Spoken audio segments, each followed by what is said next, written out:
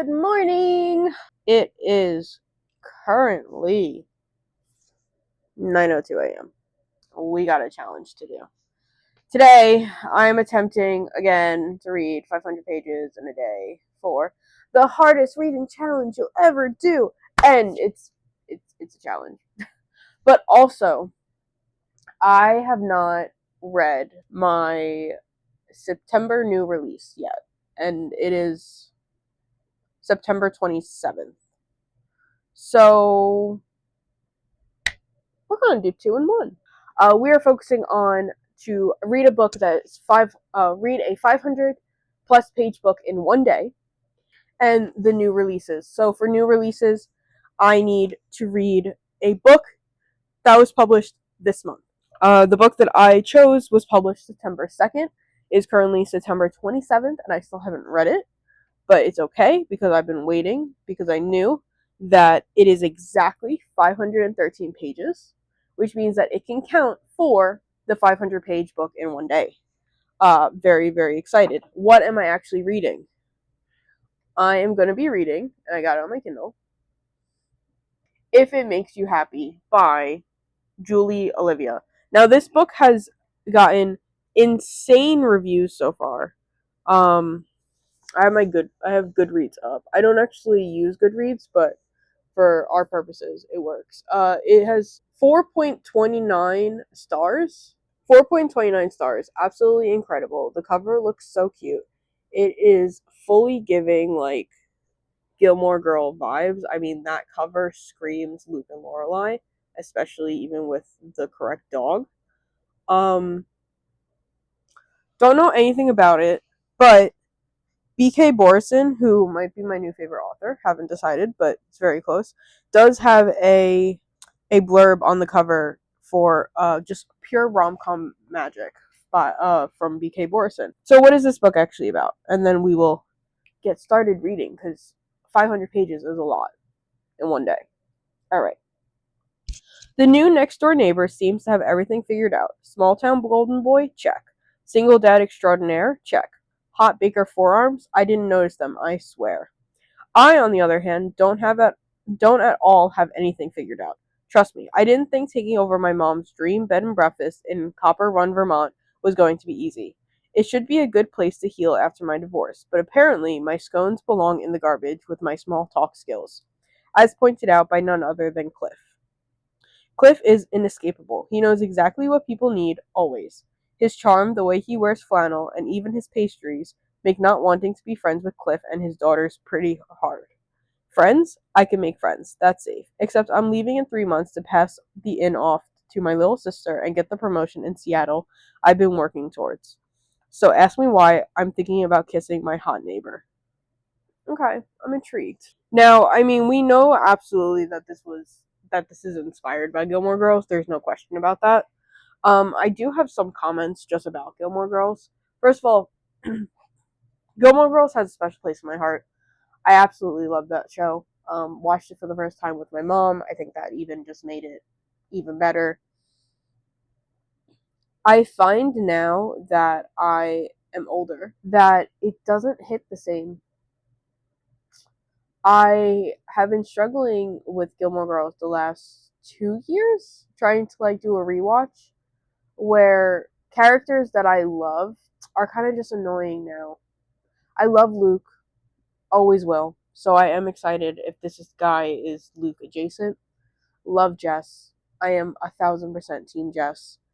But I really started struggling with Rory and Lorelai on recent rewatches, and I see more online now about people having that same opinion, which I think is just really interesting. And I don't know if that is like gonna just be a thing where I need to maybe skip the first season and try again with the second, or I don't know. So if you have any opinions about Gilmore Girls, such as those, leave a comment, because I just feel like I have a lot to discuss about how I feel about Gilmore Girls at this point, and really know where to discuss it.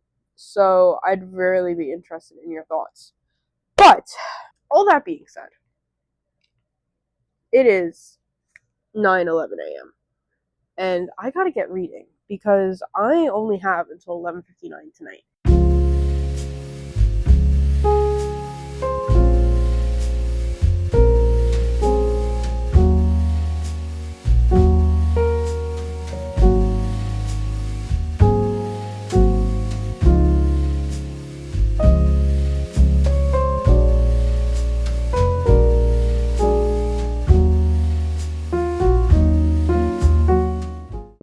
So I'm 57 pages in. I've been reading for a little over an hour.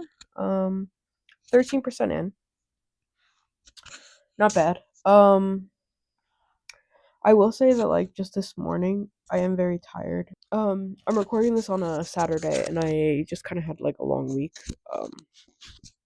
So I am just a bit tired. So I am reading a little slow right now, but I'm enjoying it. I feel like I just got dropped into a small town where so many like names and things are just being thrown at us and I don't know who anyone is. It feels like a lot to keep track of, but I'm okay. I think it worked. We're following Michelle and Cliff. So Michelle's mother just died. Her mother owned a bed and breakfast in town. So she's taking over the bed and breakfast until her sister graduates from college in December. So it's September. She has until December to run the inn in the busiest season. Cliff is the baker in town. He has two daughters. He's a single dad. It's giving very like gender bending Gilmore Girls, in which the guy is he's sarcastic, he's funny, he's very quick with jokes, and the woman is very serious and like stout and just really serious. So it's set in 1997, which is a fun vibe. I was not born in the 90s, but I was born in 2001, so most of the media that I consumed was still based on the 90s. So it is giving me some fun vibes in that way. I think I just need to get a bit more into it because right now it just feels like I just got thrown into this town with all these people in history and I'm kind of trying to catch up. Which I feel like is fair because like our main female protagonist, Michelle, literally just got into this town an hour ago. So we know as much as she does, but it is a dual POV, so I think that's where like I'm getting a lot of information dump from Cliff's point of view chapters where it's just a lot of names and a lot of different businesses and things. My Kindle thinks that I will finish in 8 hours.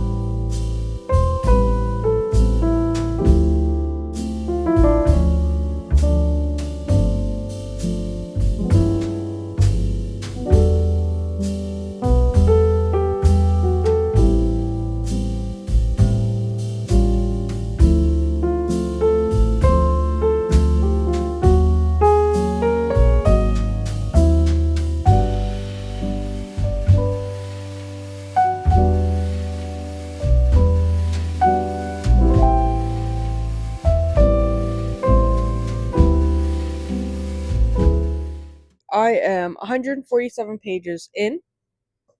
My Kindle says I will be finished in 5 hours and 51 minutes. I've been reading a lot. I'm 31% in.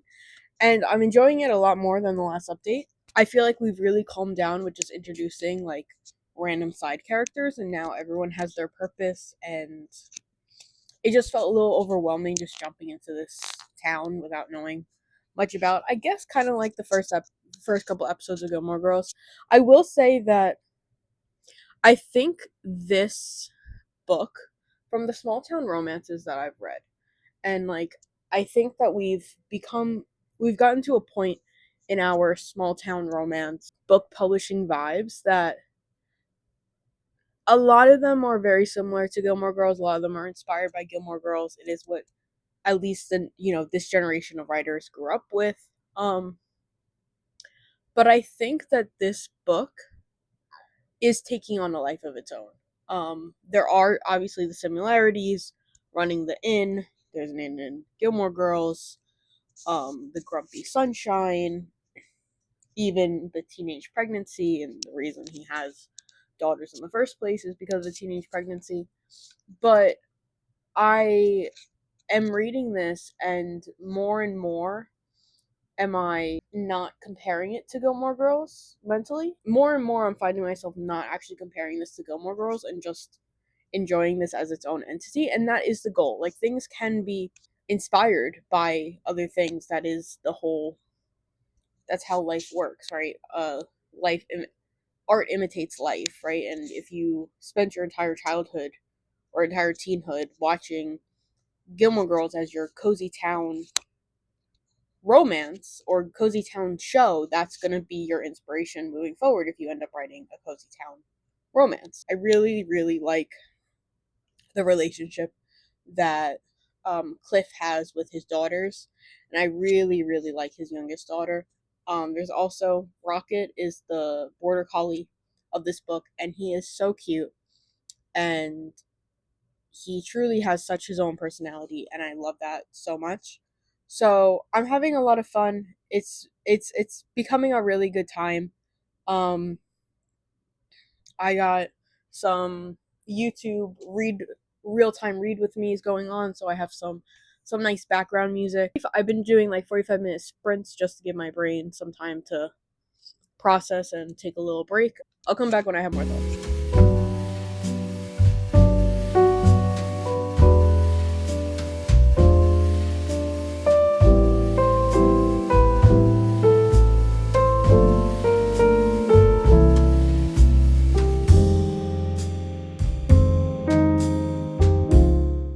Things are happening.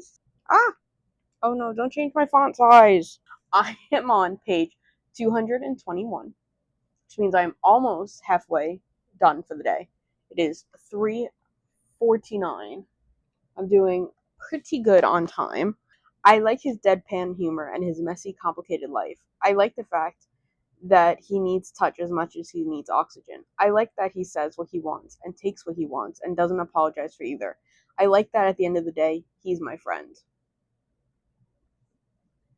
I am loving this book so much. I am loving them so much. They truly are friends at this point. They obviously like each other, but they're just friends. And this truly feels like a friends to lovers, where I sometimes struggle with the timing of friends to lovers because it feels like such a short time and that there's just all this history that we haven't seen. But with this book, because it's set between September and December, and they only meet each other in September for the first time. So we're actually seeing, it's the end of October now. We're actually seeing that friendship develop over the book. And I'm really, really enjoying that. Also, I've made a discovery. Michelle's relationship with her ex husband reminds me of All Too Well by Taylor Swift. From verse 6 of the 10-minute version, I'm not good at telling jokes, but the punchline goes, I'll get older, but your lovers stay my age. That, this entire song just feels like it encompasses encompasses this book and her previous relationship. All Too Well is obviously the ultimate. Red is obviously the ultimate like autumn album. Um, and I mean, I've had it on repeat the last couple of weeks, and I've listened to this song on repeat the last couple of weeks, especially. And just the line, I'll get older, but your lovers stay my age. Her ex cheated on her with someone who was the same age she was when they first got together. And he's like 14 years older than her.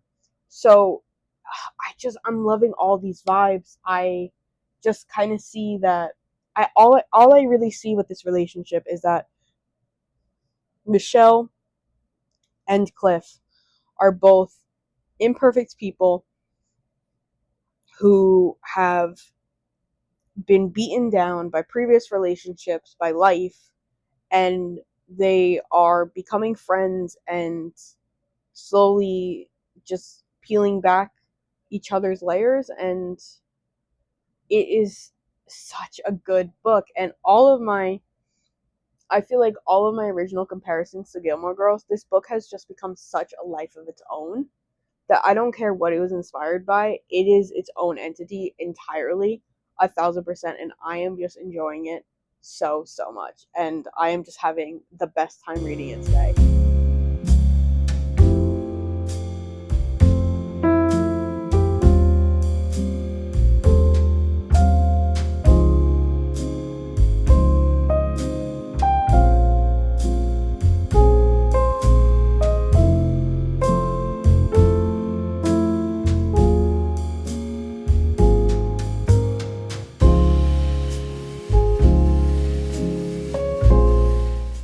Connor, also known as Mr. Stacking Pages in this channel, kind of clocked us this morning, and he said that I need to read as much as I can in the morning because once it hits like a certain time,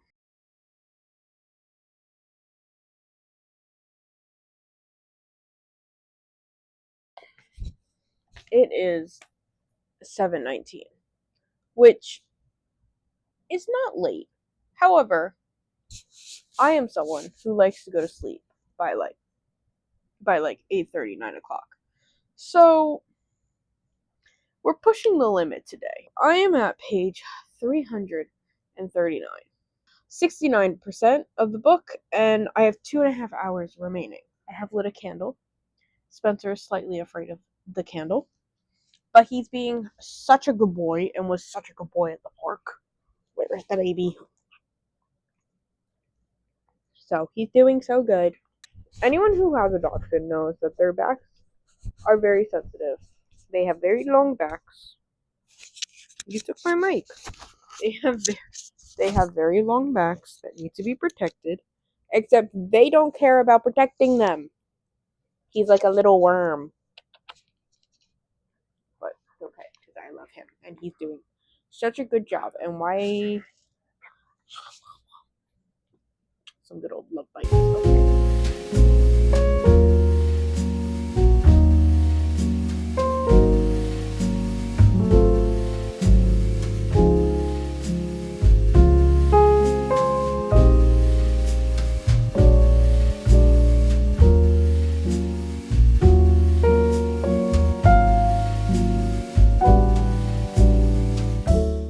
I'm on chapter 45, page 468, and I feel so stupid, but I need to pause it because why am I crying over this stupid romance book?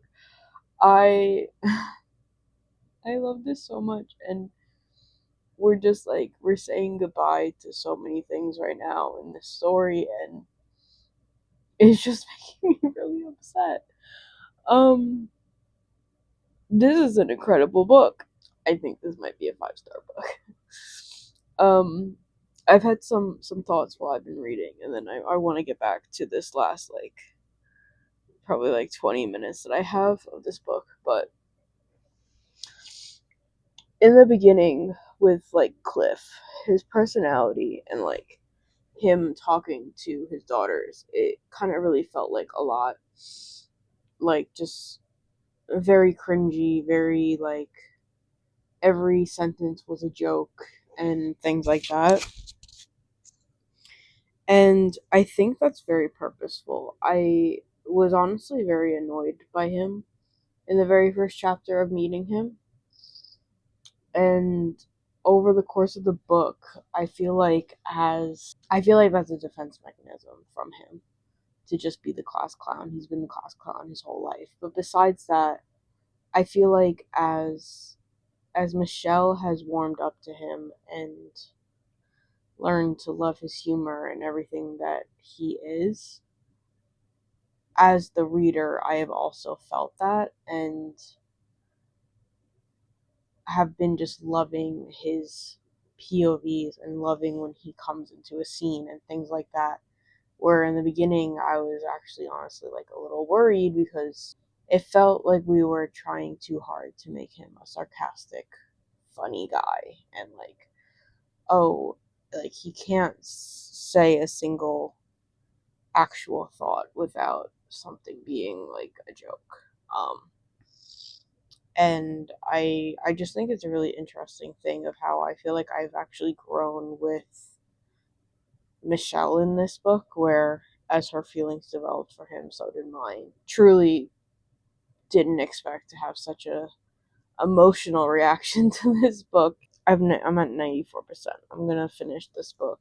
I will come with my final review, but unless things really, really go bad, this might be a 5-star read. I feel like I jinxed it. I just finished the book, and I'm gonna give a final rating of 4.75 stars. And if you're saying, Diana, why are you being annoying? And what happened with that 0.25 we saw 20 minutes ago? The epilogue.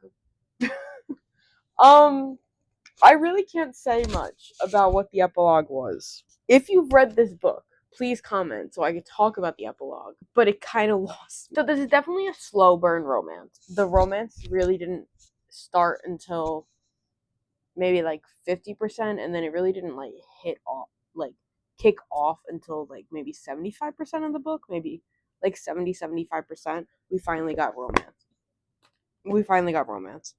And I think that was done really well. I wasn't desperately waiting, like, oh my god, this is dragging and where's the romance? It felt like the perfect amount of time. Like, it felt like we really got their relationship found their relationship with a foundation of friendship for a long enough period before romance entered the chat. And there's a lot of reasons for the romance being pushed. I mean, the whole premise of this book is that she is only in Vermont, in this small town, for 4 months. She's only in there between September and December. So both of them are hesitant to even attempt to start something because she's about to leave, and realistically they knew that. So there wasn't any like unrealistic expectations going into relationships. I really loved the vibes that this book gave. It truly felt like I was watching a rom-com. And even points that like maybe I was a little like annoyed by decisions by the characters, or like just, not every character was my favorite, and they're not supposed to be. They're, if it's a full-fleshed character if it's a full-fledged character, I'm not gonna love every single one of them, and I think this book did that really, really well. I absolutely adored Cliff's girls. He has 2 girls, a teenager and a 5-year-old, and I absolutely loved them in the book. One of the major plot twists that I really did not see coming had to do with like a relationship between one of the daughters and a character, and I'm not going to say more than that. But it really like just drove so much home with this book, and I just really, really loved it. I was really nervous going into this book because I thought it was going to be really similar to like the Pumpkin Spice Cafe and that whole series, the Dream Harbor series. It wasn't. It was so good. And I think this is the perfect example of how you have a Gilmore Girls inspired book. You could see little inklings of things in the town, maybe like some quirks of some characters, or like the nosiness of the town and things like that. But at the end of the day, each of these characters, I truly believe, were their own entity. And I would say that this more gave just a similar vibe to Gilmore Girls in terms of it was set in the 90s, it's this small town, it's very autumn focused, but it wasn't a repeat of the series. The whole point of this video, this book fits 2 challenges for the hardest reading challenge you'll ever do. First of all, it is our November, I wish. It is our September release. It came out this month, earlier in the month, in September. I think it was September 2nd it came out. So this is a newer release that I read in the month of September, the month that it came out. So this counts for our challenge. And it is a 500-page book that I read in one day. Thank you, thank you. That probably the biggest challenge. So I will have here the complete updated version of our bingo board for the hardest reading challenge I'll ever do. There is some spoilers in this for a video that will come out very soon, now that we're at the end of the month, of any points that I gotten in September. So, all of that being said, thank you so much for watching. Please make sure to like, comment, subscribe, all of those YouTube things, and I will catch you in the next video.